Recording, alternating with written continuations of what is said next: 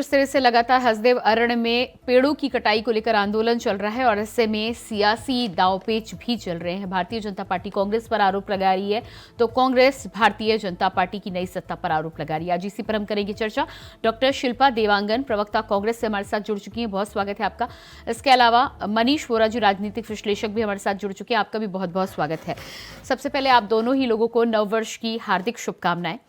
और इसके बाद शिल्पा जी, सबसे पहले मैं आपके पास आऊंगी। जिस तरह से लगातार पेड़ों की कटाई पर सवाल खड़े किए जा रहे हैं, लेकिन भारतीय जनता पार्टी का कहना है कि यह आदेश तो आपके ही काल में आया था। जी नमस्कार जी, सबसे पहले तो नववर्ष की सभी दर्शकों को शुभकामनाएं देती हूँ। देखिए, कांग्रेस की सरकारें जब केंद्र में रही है या छत्तीसगढ़ राज्य में रही है, तब आदिवासियों के जल जंगल जमीन के हितों की रक्षा, संस्कृति संवर्धन के लिए कार्य करती रही है।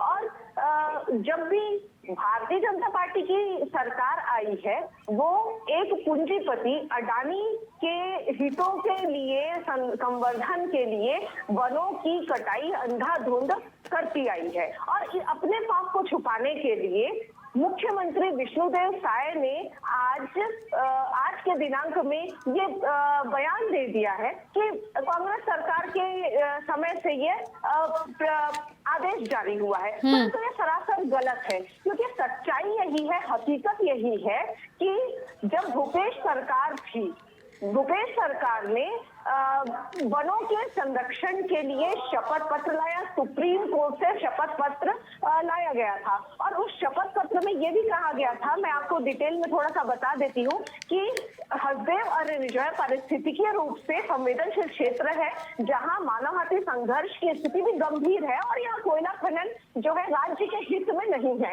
और इसी शपथ पत्र के बलबूते पर मद्देनजर रखते हुए 27 जुलाई 2022 को विधानसभा, जब भूपेश सरकार थी तब विधानसभा में 27 जुलाई 2022 को प्रस्ताव भी पारित किया गया था, जो कि वनों की कटाई के विरोध में, वनों की कटाई को रोकना चाहिए, ये प्रस्ताव पारित हुआ था।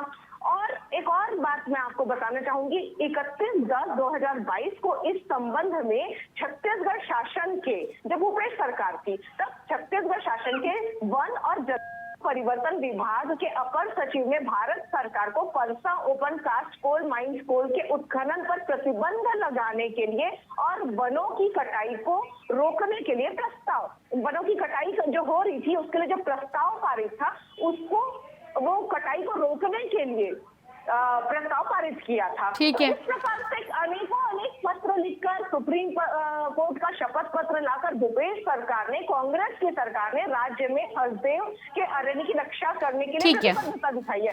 परंतु भारतीय जनता पार्टी जब सरकार बनी है छत्तीसगढ़ राज्य में, अंधाधुंध पेड़ों की कटाई शुरू हुई है। आप आज वर्तमान स्थिति देख, भूपेंद्र जी, 500 से अधिक पेड़ कट चुके हैं। भूपेंद्र जी, जब तक आप सत्ता से बाहर थे तब तक तो आप पेड़ों की कटाई का विरोध करते थे। सत्ता में आते ही आप इसे कांग्रेस के ऊपर डालकर पेड़ों की कटाई को लगातार होने दे रहे हैं। उस पर अब आपका क्या प्लान बदल गया है या मन बदल गया है? देखिए, सबसे पहले तो आपके सभी दर्शकों को नमस्कार, नववर्ष की सभी को हार्दिक शुभकामनाएं, बधाई। जी, आपको भी। देखिए, जिस विषय को लेकर अभी बातें चल रही है, प्रवक्ता जी जो कह रही है कांग्रेस की, मैं एक बार बता दूं, जब कांग्रेस की सरकार यहाँ पर थी छत्तीसगढ़ में, तो उन्होंने तो सारे विषयों पे अनुमति दिया था। आज वो कहना चाहिए इस बात को कह रहे हैं कि भाजपा के आने के बाद ऐसा हो गया। वो टीएस बाबा जब वहां पे एक टहनी भी नहीं कटने देंगे, वो कहने वाले उन कांग्रेस सरकार में ही वो कहते थे। सीएम साहब अभी ये जो कह रहे हैं कि अडानी को बीच में ले आते हैं, अडानी भी उस समय भी काम कर रहे, तो इतनी सारी पेड़ों की कटाई जब हो गई थी, खनन शुरू हो गया था, उसके बाद 5 साल इनको जू नहीं रहेंगी। अब जब सरकार चली गई तो सारा दोषारोपण जो है भारतीय जनता पार्टी के ऊपर डालना है, और केवल हमने पत्र लिखा नहीं, लेकिन आप भी तो पहले बघेल सरकार पर सवाल खड़े कर रहे थे ना, तो अब आप सत्ता में हैं।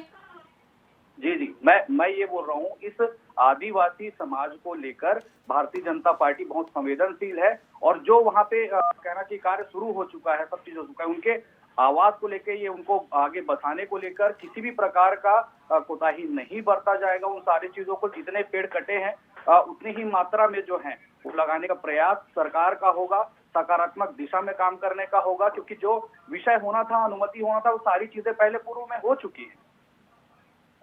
यानी कि आपका कहना है कि जो अनुमति हो चुकी है उस पर अब आप कुछ नहीं कर सकते, लेकिन सत्ता की जब आप विपक्ष में थे तब तो आप बहुत सवाल उठाते थे, तो क्या आपके हाथ में अब कुछ नहीं, आप ये कहना चाहते हैं? जी नहीं, मैं बिल्कुल ये नहीं कहना चाहता। पहले जो काम केवल कहना चाहिए हमने पत्र लिख दिया, हमने कागजों में ये कर दिया, वो कर दिया, इस प्रकार के आश्वासन नहीं होंगे। जो कहना चाहिए आदिवासी हित में जो काम होना चाहिए वो किया जाएगा। उसके साथ साथ उनके आदिवासी समाज के संस्कृति का हाथ ना हो, उनके संस्कृति का नुकसान ना हो, जो पेशा कहता है उसका चिंतन जो है भारतीय जनता पार्टी अच्छे से करेगी।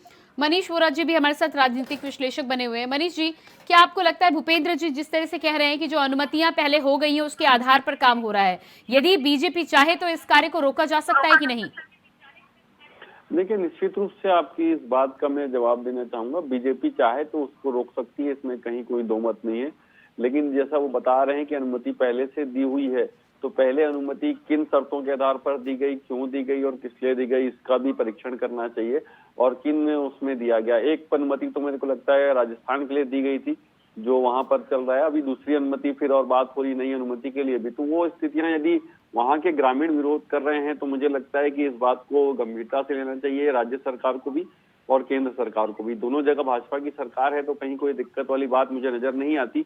यदि बीजेपी नहीं चाहेगी तो वहां पर पेड़ों की कटाई नहीं हो सकती, लेकिन यदि वो आवश्यक है और वो करने की वहां पर जरूरत है तो उसके लिए क्या रास्ता निकाला जा सकता है ये देखने की आवश्यकता होगी। निश्चित रूप से देखिए, जंगलों का जब जब कटाई होगी तो उसका नुकसान जो है वो हम सभी को देखना पड़ता है। केवल वहां के लोगों को नुकसान नहीं होता है, अन्य देश के क्षेत्रों में रहने वाले लोगों को भी बड़ा नुकसान उसका उठाना पड़ता है। तो इस बात को समझना होगा और जंगलों को बचाने की जिम्मेदारी हम सबकी है। और प्रदेश में एक आदिवासी मुख्यमंत्री हैं और मेरे ख्याल से उसी क्षेत्र से वो आते हैं, तो उन चीजों के बारे में ज्यादा अच्छे से जानते होंगे और सही निर्णय करेंगे, इस बात की मैं उम्मीद करता हूँ। जी बिल्कुल, इस पूरे मामले में जिस तरह से देखने में आ रहा है कि जब तक विपक्ष में भारतीय जनता पार्टी थी तब तक इस कटाई का और खदानों का विरोध होता था, लेकिन सत्ता में आने के बाद अब इस बात को लेकर कहा जा रहा है कि अनुमति है तो इसे कराना आवश्यक है। तो आपको क्या कहीं मंशा में परिवर्तन देखने को मिल रहा है?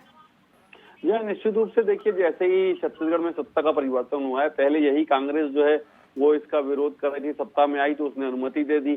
अब वही भाजपा सत्ता में आई है, वो बोलती पूर्व की अनुमति दी गई है। तो दोनों दल एक दूसरे के ऊपर दोषारोपण कर रहे हैं और कुल मिलाकर के जंगलों की कटाई हो रही है। तो इस चीज को कैसे हम रोक सकते हैं, इस दिशा में प्रयास करने की आवश्यकता है।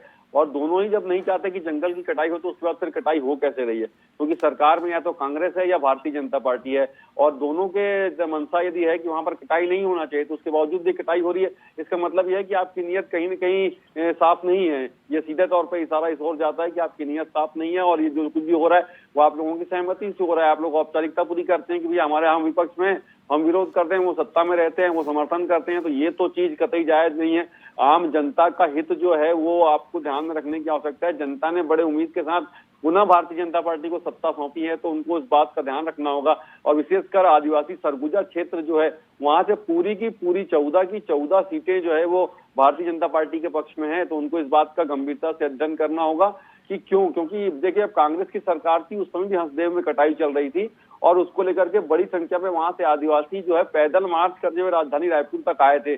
उसके बाद भी सरकार ने उनकी नहीं सुनी थी, तो उसका परिणाम अभी देखने को उनको मिल गया है। तो अब भाजपा को इस बात को समझना होगा कि यदि वहां पर कटाई हो रही है तो उसके लिए ऐसा रास्ता निकाला जाए कि वो क्या हो सकता है। क्योंकि देखिए, आदिवासी जो होते हैं वो अपने जंगलों के से बहुत प्यार करते हैं और जंगलों की रक्षा के लिए वो कुछ भी कर सकते हैं। तो इसका परिणाम तो अभी दिखा है, लेकिन यदि भारतीय जनता पार्टी उस दिशा में गंभीरता से नहीं सोचेगी, मुझे लगता है उसको भी आने वाले लोकसभा चुनाव में परिणाम देखने को पड़ेगा। जी भूपेंद्र नाग जी, 3 दिसंबर को अभी सत्ता में जिस तरह से आपको मैंडेट दिया है छत्तीसगढ़ की जनता में, और उसके बाद जिस तरह से स्थानीय लोग विरोध करते हुए सड़कों पर उतरे हुए नजर आ रहे हैं, ऐसे में कुछ तो आप ये सोच सकते हैं ना कि 3 दिसंबर को आपके पक्ष में नतीजा आता है और अब आपके विरोध में लोग खड़े हैं, तो कहीं ना कहीं गलती तो आपसे हो रही है ना? देखिए, पेड़ों को कटने का विषय निश्चित ही कहना चाहिए, यदि उसके लिए और कुछ व्यवस्थाएं खड़ी नहीं की गई हैं तो निश्चित ही वो गलत होता है।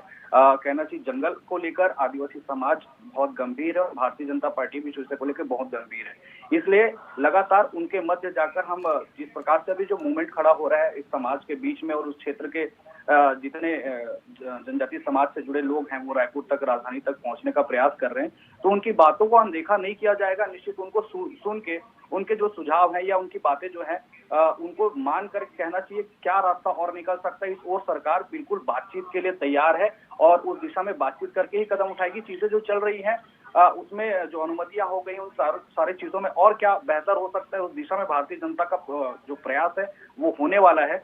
अभी जो प्रमुख हैं नहीं, लेकिन जनजातीय भूपेंद्र समाज जी, ये को प्रदर्शन तो अब काफी दिनों से हो रहा है। क्या अभी तक आपके जी, जी। किसी नेता ने, किसी मंत्री ने जाके बातचीत की है उनसे? देखिए, अभी ऐसा नहीं है कि बातचीत नहीं की है, बिल्कुल भारतीय जनता पार्टी के जो शीर्ष नेतृत्व है उनकी चर्चा इन नेतृत्वकर्ताओं से होती रहती है इस विषय पे, और एक बेहतर कहना चाहिए कि रास्ता क्या निकाला जा सकता है इस दिशा में जो अपनी सरकार है भारतीय जनता पार्टी की, वो काम करने का प्रयास करेगी। और निश्चित कहना चाहिए समाज के मध्य बैठकर इस बारे में जो है बातचीत करके दिशा तय करने का प्रयास भारतीय जनता पार्टी का होगा।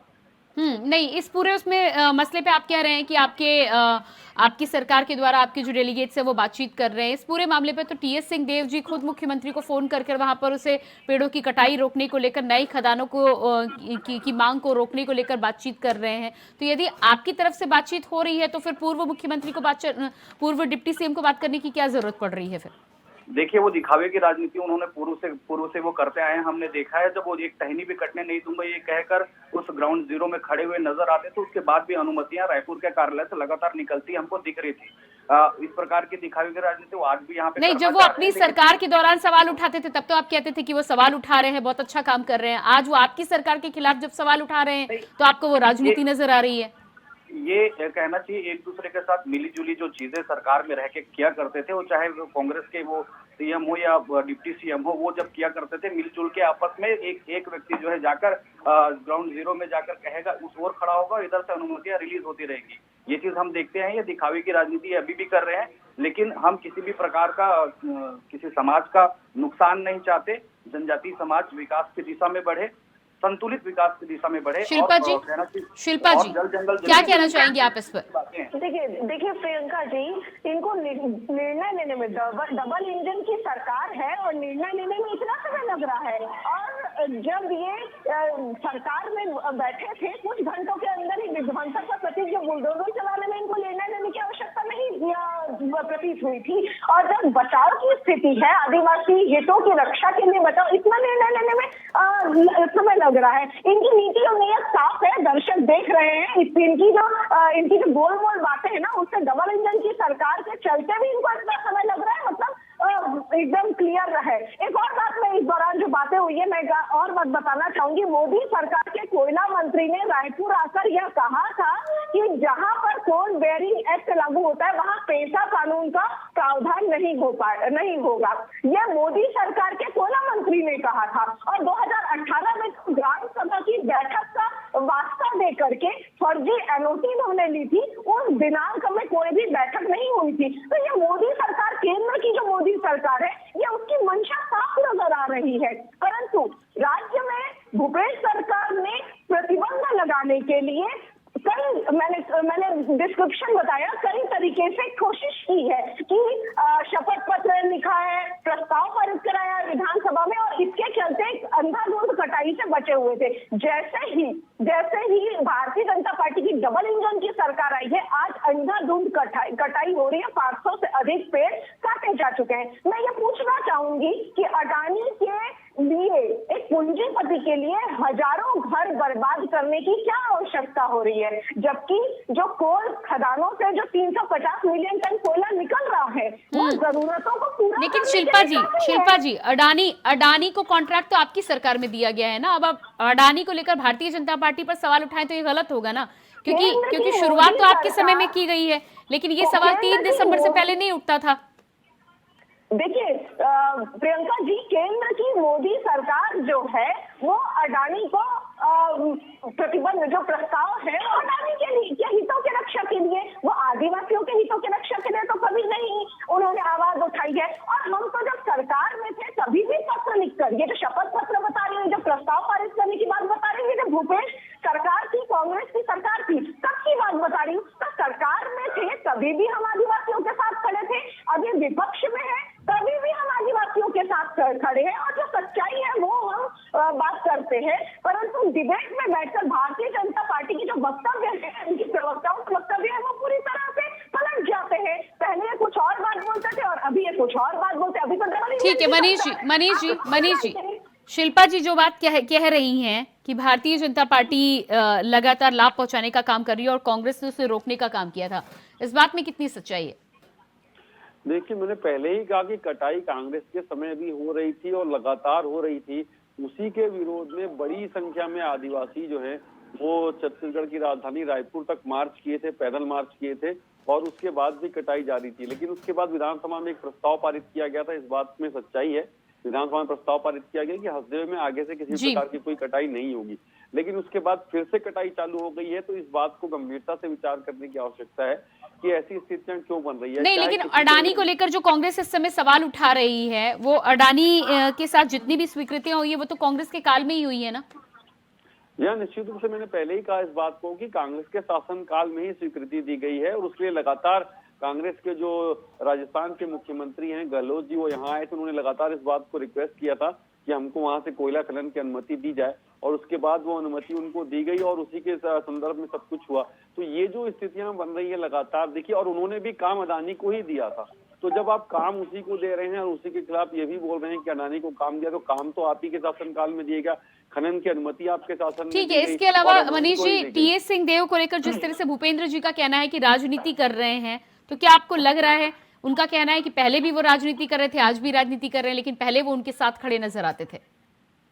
देखिए, जो बात करें हम टीएस सिंहदेव की, तो उस समय भी टीएस सिंहदेव जो है वो गए थे आदिवासियों के बीच में और जाकर के उन्होंने उनसे बातचीत करी थी और उसके बाद वहां पर उन्होंने भाषण में इस बात को कहा था कि इसके लिए जो भी होगा, जंगलों को बचाने के लिए यदि गोली खाने की स्थिति आएगी तो सबसे पहली गोली मेरी छाती पे लगेगी, ये बात उन्होंने कही थी। लेकिन उसके बाद भी वहां पर कटाई चल रही थी। तो ये कतई देखिए, वो जो भी बात कह रहे थे उस समय और अभी फिर वो उन्हीं आदिवासियों के बीच गए हैं, उनसे उन्होंने फिर वही वादे किए हैं कि देखिए कुछ भी नहीं होगा, हम कटाई नहीं होने देंगे। तो इस तरीके की जो सारी बातें वो लगातार कर रहे थे, उसके बाद भी कटाई तब भी हो रही थी और कटाई अब भी हो रही थी। तो इसको कैसे रोका जा सकता है, इस बात को समझना होगा। ठीक है भूपेंद्र नाथ जी। जी, शिल्पा जी बार बार जिन चीजों को लेकर बता रही हैं कि उन्होंने तो आपत्ति की थी और कहीं ना कहीं कटाई को रोकने का भी काम कर दिया था, तो जब भूपेश बघेल की सरकार कर सकती है तो आपकी सरकार क्यों नहीं कर सकती? देखिए, मैंने बोला केवल और केवल उन्होंने राजनीति करने के लिए अलग अलग प्रपंच किए, पत्र लिखने से लेके यहाँ वहां तक की बातें, और केवल अडानी का रोना ये कहना चाहिए, हमेशा ये होते रहते हैं। अडानी को काम, आपने जैसा कि कहा था, मैं उसी बात को रिपीट कर रहा हूँ कि अडानी को काम जब इनकी सरकार में मिला था, भारतीय जनता पार्टी की सरकार उस समय छत्तीसगढ़ में नहीं थी। और जहां तक बात ये बुलडोजर पे निर्णय लेने की करती है, जब अपराधियों पे, वो अपराधियों का विषय वो अलग है, और अपराधियों पर जब कोई ऐसा निर्णय होता है तो फिर उसके बाद पेट में दर्द होना कांग्रेस के कार्यकर्ताओं में स्वाभाविक दिखता है। और मैं कह रहा हूं कि आदिवासी संस्कृति का किसी प्रकार से हाथ न हो, नुकसान न हो, इस दिशा में भारतीय जनता पार्टी काम करेगी और उनके साथ बिल्कुल जो बातें अगर और ठीक है भूपेंद्र जी, ठीक है, समय मेरे पास नहीं है। बहुत बहुत धन्यवाद मैं करना चाहूंगी भूपेंद्र जी, शिल्पा जी और मनीष जी, आप सभी का बहुत बहुत धन्यवाद। तो जिस तरह से हसदेव अरण्य में पेड़ों की कटाई को लेकर सियासत और आंदोलन दोनों ही चल रहा है, अब देखना ही होगा कि सरकार का इस पर अगला कदम क्या होता है। फिलहाल हमारे इस खास कार्यक्रम में इतने ही। खबरों के लिए बने रहिए इंडिया वॉइस के साथ। नमस्कार।